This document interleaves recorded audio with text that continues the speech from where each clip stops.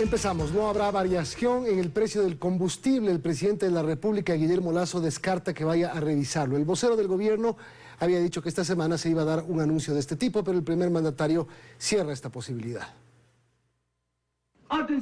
Esta es la semana del 27 de diciembre, la última semana del año en la que supuestamente el presidente iba a dar un anuncio sobre el precio del combustible. Las expectativas giraban en torno a ello en su visita a la base naval sur de Guayaquil. Fue su propio vocero de gobierno quien el miércoles pasado dijo que antes de terminar el año el presidente dará una respuesta sobre la congelación del precio del combustible, decretado en octubre, y que aún intentan negociar con la Confederación de Nacionalidades Indígenas del Ecuador.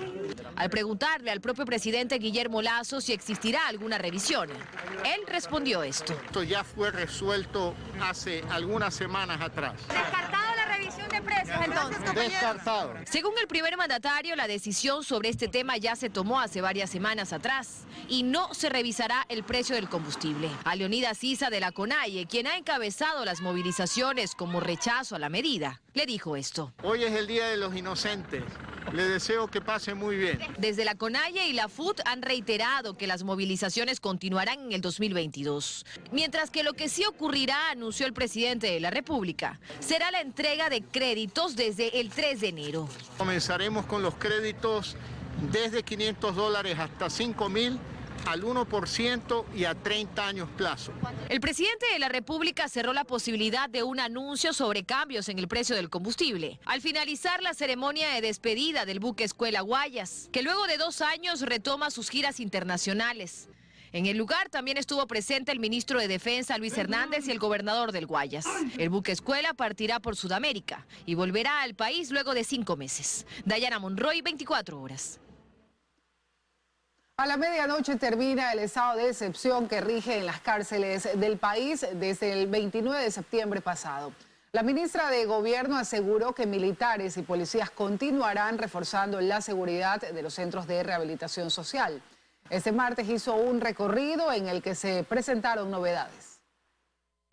El alto mando policial y militar, la ministra de Gobierno y otras autoridades ingresaron este martes a la penitenciaría del Litoral, la cárcel más grande y más violenta del país. Recorrieron la parte externa de los pabellones y mientras lo hacían, una alerta de motín en la cárcel regional del Guayas, al lado, ponía a correr a más de uno. El delegado provincial de la Defensoría del Pueblo contaba que junto a otros funcionarios iban a inspeccionar la entrega de medicinas, pero que la alerta obligó a suspenderlo todo. No pudimos seguir por la alerta que en la regional había ciertos incidentes. La ministra de Gobierno daba las explicaciones. No ha habido disturbios, ha habido un reclamo por un ingreso de alimentos y ese reclamo ha sido solucionado.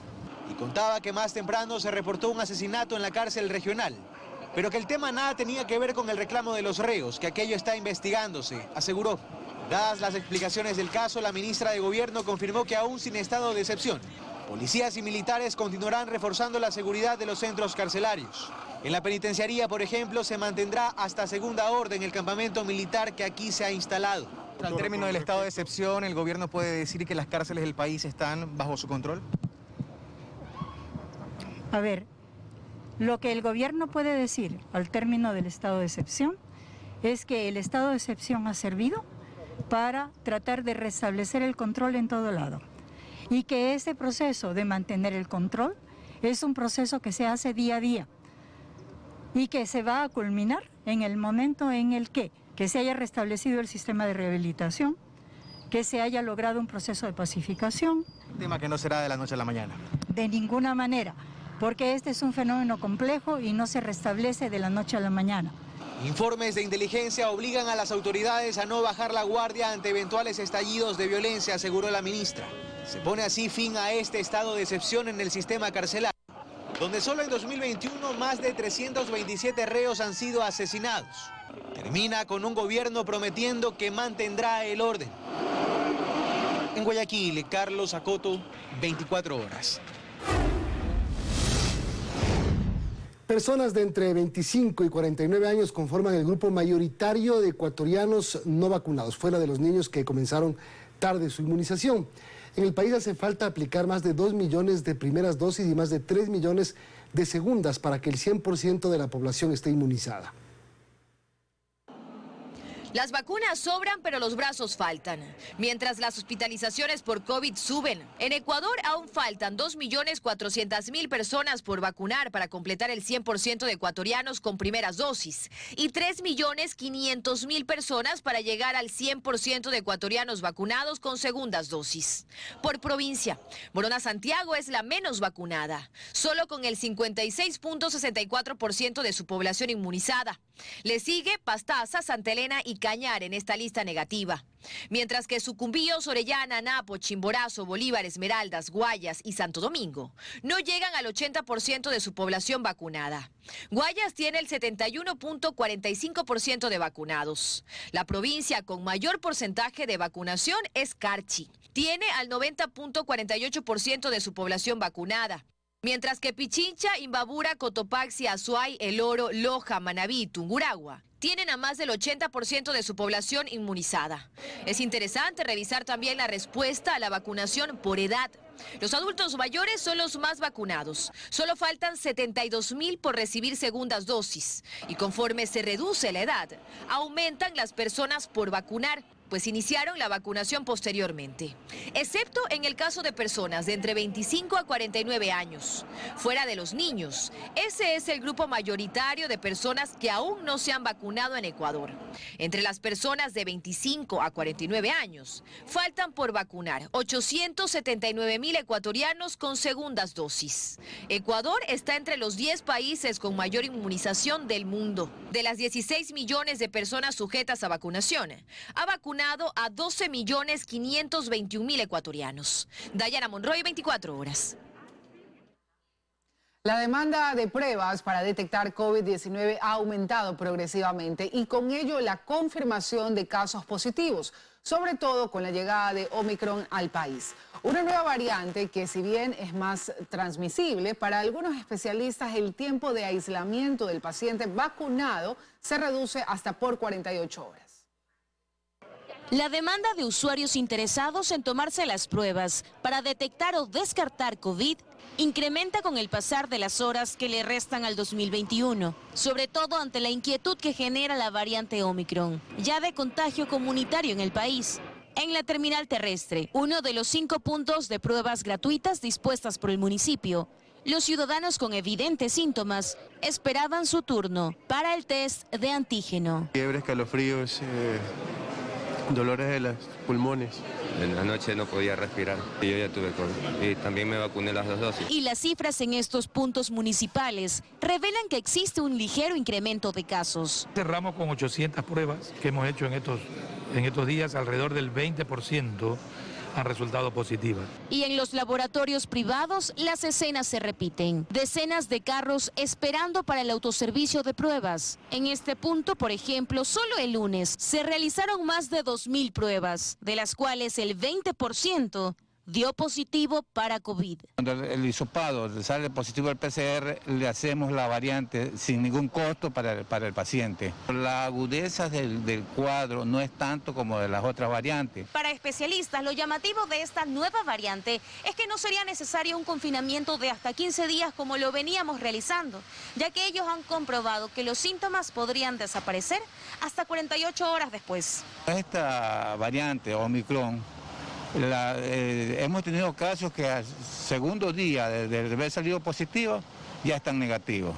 Por eso nosotros aconsejamos que a los 4 días se haga un control de PCR para saber si ya están negativos y no contagian. Y como los especialistas lo refieren, todo es COVID hasta que se demuestre lo contrario. De allí que ante cualquier síntoma como tos, fiebre, congestión nasal, dolor de garganta o de cabeza, lo ideal es hacerse una prueba de diagnóstico y proteger a quienes le rodean. Vanessa Robles, 24 horas.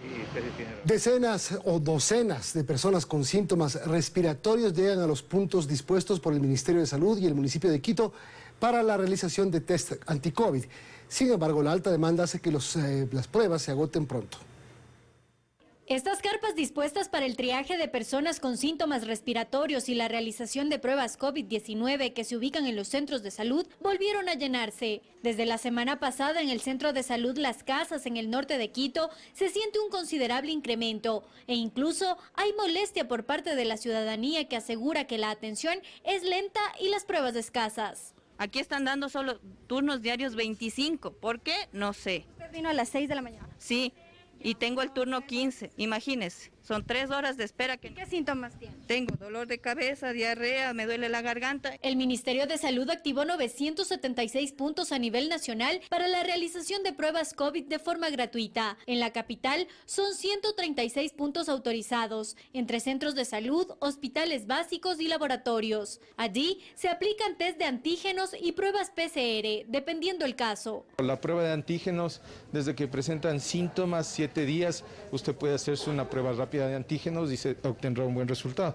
En cambio, PCR, esta se puede hacer unos días antes de que presente síntomas. El municipio de Quito también está trabajando en la detección de casos. Para ello, ubican brigadas móviles en puntos estratégicos. Este martes, por ejemplo, una de ellas estaba en la estación Río Coca de la Ecovía, pero allí también se registraron reclamos. Mi hijo se fue a la ciudad de Guayaquil y vino contagiado con COVID. Obligadamente yo tenía que, y toda la familia, hacernos esta prueba. Ya estoy casi dos horas, no nos atienden, han venido con 25 pruebas rápidas. La afluencia ha sido bastante y sí, por el día de hoy se acabaron, pero sin embargo estamos tratando de traer más pruebas. Mientras más pruebas llegaban al lugar, la médica realizaba un control a las personas que decían presentar síntomas. Los galenos recomiendan mantener el aislamiento en caso de tener algún malestar respiratorio y acudir a realizarse estas pruebas únicamente si tuvieron contacto con alguna persona contagiada o presentaron síntomas. No es recomendable que una persona que solo por querer saber si es que tiene o no el virus, a pesar de que ha tenido todas las medidas de bioseguridad, no ha tenido contactos riesgosos, venga a hacerse una prueba, porque corre más riesgo en venirse acá a hacer una cola, donde estamos viendo que hay sintomáticos respiratorios. En Quito, Belén Merizalde, 24 horas.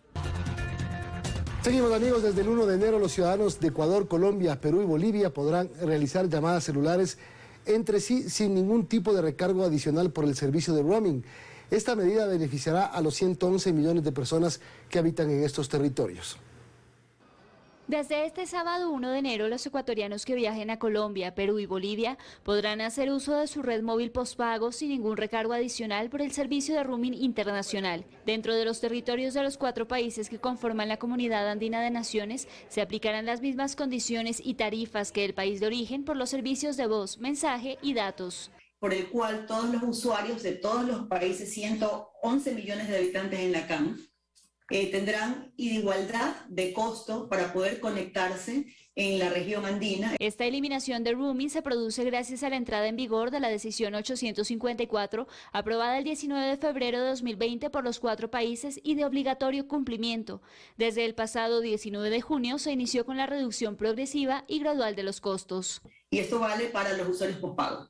3,5, casi 4 millones de personas en Ecuador, puntualmente, que se verán beneficiados con esto. Solo pagaremos el equivalente a una llamada local para todos los miembros de la comunidad andina. Así que el beneficio es para todos, el bolsillo de todos, los bolivianos, colombianos, ecuatorianos y peruanos será beneficiado. Según la decisión 854, los usuarios miembros de la CAM podrán activar, desactivar, modificar o ampliar el tiempo, aún encontrándose en el exterior haciendo uso de cualquiera de los medios de atención o en todo caso a través del propio teléfono móvil, marcando un código que le deberá otorgar la propia operadora.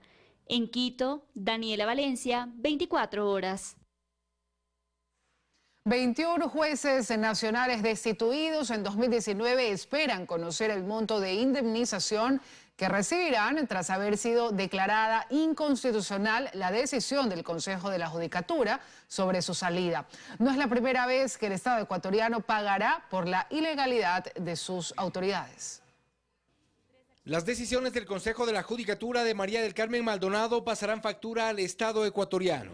Una sentencia de la Corte Constitucional ha determinado que la llamada evaluación a jueces y conjueces, ejecutada en octubre del 2019, fue inconstitucional.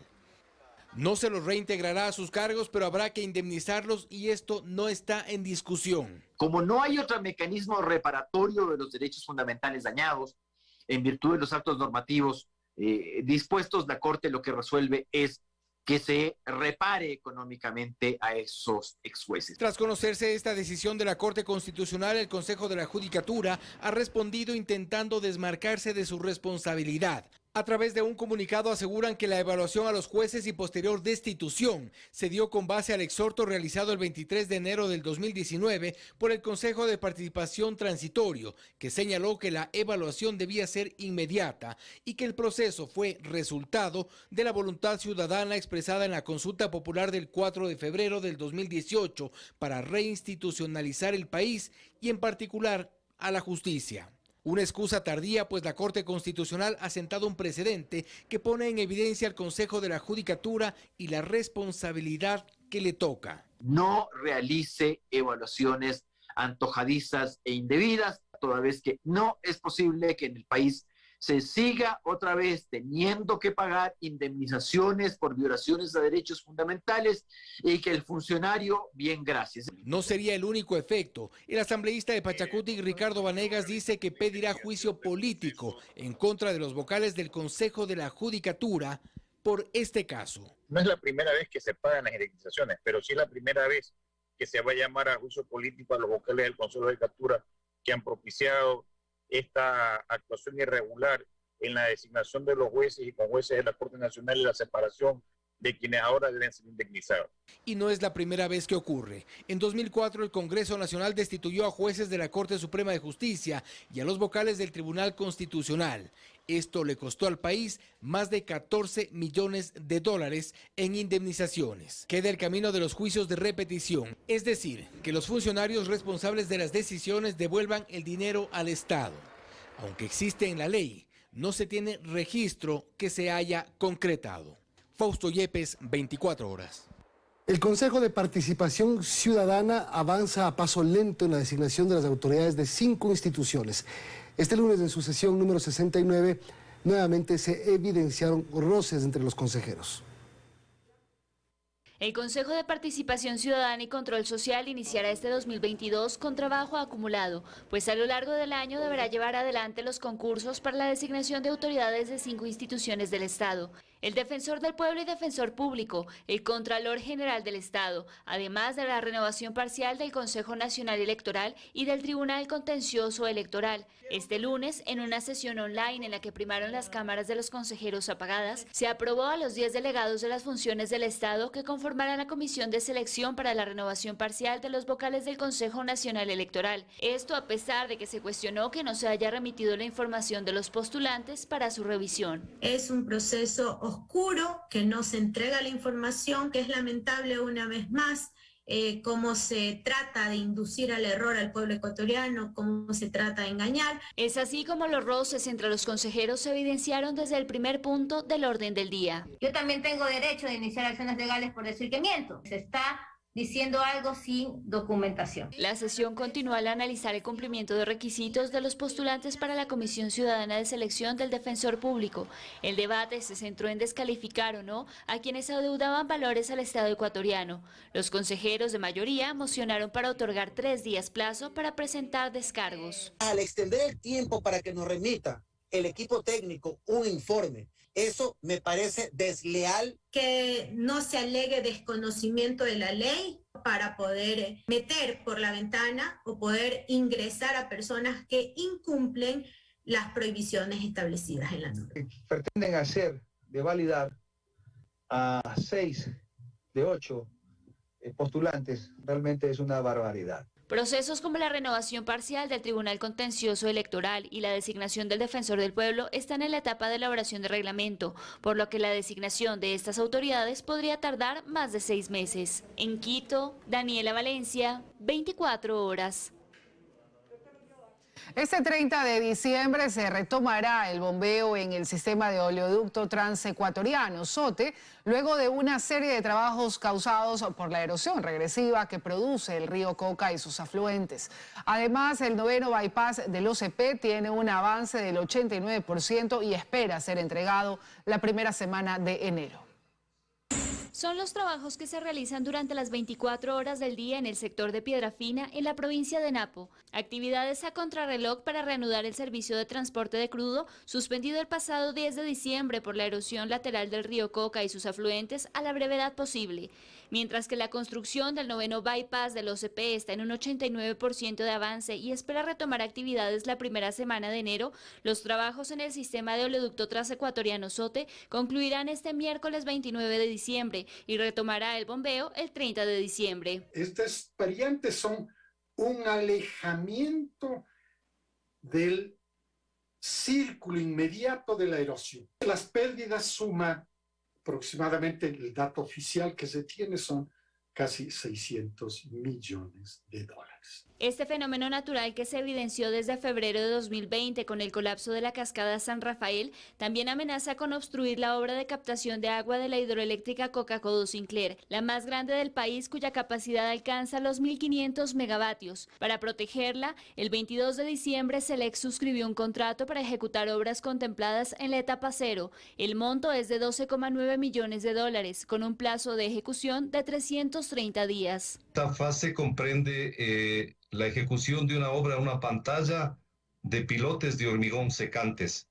Está ubicada a 1.2 kilómetros aguas abajo de la captación. Respecto a los cuestionamientos que emitió la Contraloría en un informe con fecha del 5 de noviembre en el que se establece que el dique artificial compuesto por 11 contenedores metálicos no logró mitigar el avance del fenómeno, el líder de la Subcomisión de Obras y Construcción, Carlos Jarrín, responde. Y que creemos en su momento fueron factor importante para retener la erosión el tiempo que se ha retenido hasta ahora. Según el último informe de SELEC, por 162 días la erosión regresiva ha permanecido detenida a 7,9 kilómetros desde la captación. En Quito, Daniela Valencia, 24 horas. Cambiamos de tema. La venta de monigotes se incrementa de manera progresiva en la calle 6 de marzo, en Guayaquil. Las ofertas buscan atraer clientes a 3 días de que finalice el año. Vamos en vivo. Vanessa Robles está ahí en Guayaquil, en la 6 de marzo, para contarnos más detalles. Hola, Vanessa.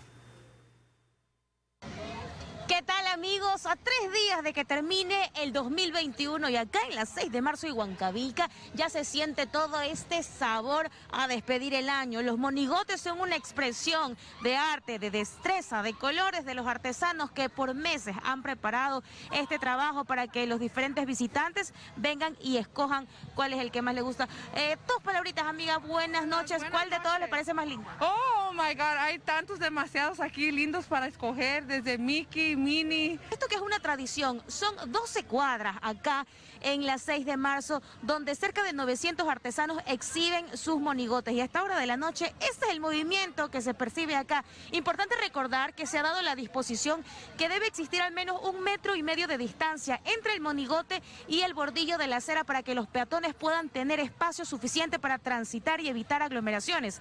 También un punto importante, en esta ocasión la calle 6 de marzo va a estar abierta al paso vehicular, no se va a cerrar como en ocasiones anteriores y sobre todo los artesanos están contentos y se sienten aliviados. Así que si usted todavía no tiene su muñeco, puede venir por acá y escoger su favorito. Tiene las niñas del juego del calamar, soldaditos, Spider-Man, tiene hasta los presidentes, todo lo que usted quiera, colores, sabores, texturas, para su elección. Es lo que les podemos contar. Ustedes siguen en estudios con más noticias. Buenas noches. Buenas noches, Vanessa. Gracias por la información. Cualquier monigote ahí lo va a encontrar en la calle 6 de marzo en la ciudad de Guayaquil. Hacemos un pequeño corte comercial, amigos. Ya regresamos con más noticias. Del COVID-19 pone en jaque al mundo y se espera un repunte de contagios, por lo que médicos consideran que se tomen más medidas para frenar los casos, más aún en las escuelas y colegios que retoman clases luego de las festividades de Año Nuevo. Los casos de COVID-19 empiezan a incrementarse nuevamente y eso preocupa al sector médico, pues consideran que el contagio ya podría ser comunitario y no únicamente en Guayaquil. Por eso dicen se deben tomar ciertas medidas, especialmente con los estudiantes de escuelas y colegios. Sería prudente una medida de esperar al menos un par de semanas para poder retornar a clases, analizando qué es lo que ocurre con el repunte de casos en estas semanas y considerando estos eventos navideños y de fin de año que hemos tenido, que seguro provocarán un aumento importantísimo de casos. Proponen esto por la rápida transmisibilidad de la variante Omicron. Será fundamental hacer el diagnóstico rápido del paciente sintomático. Es decir, aquel niño con síntomas requerirá de manera urgente pruebas de hisopado de antígeno para hacer detección precoz y aislarle rápidamente del resto de la población, porque si hablamos de Omicron, en una clase de 20 niños llega un paciente infectado, se terminarán infectando 18. Los padres de familia también apuestan a reforzar las medidas de bioseguridad. Yo recomendaría que sigamos con la vacuna como estamos y en base a la vacuna, pues seguir cuidándonos. Con las vacunas, principalmente que les vacunen a todos los estudiantes, que vacunen a todos. Desde el Ministerio de Educación siguen de cerca el avance de la variante y están dispuestos a realizar cambios al protocolo cuando la autoridad sanitaria así lo disponga, pues se prevé que el regreso a clases en varias modalidades se dé desde el 10 de enero. Se ha previsto que la primera semana sea una semana de estar atentos a los cambios que pudiesen haber para poder sustentar aplazamientos o tomas de decisiones en cuanto a la continuidad educativa. El 95% de los jóvenes del bachillerato técnico ya tienen sus 2 dosis contra el COVID-19 y los estudiantes de 11 a 15 años, más del 50% han completado el esquema de vacunación. En Quito, Andrea Samaniego, 24 horas.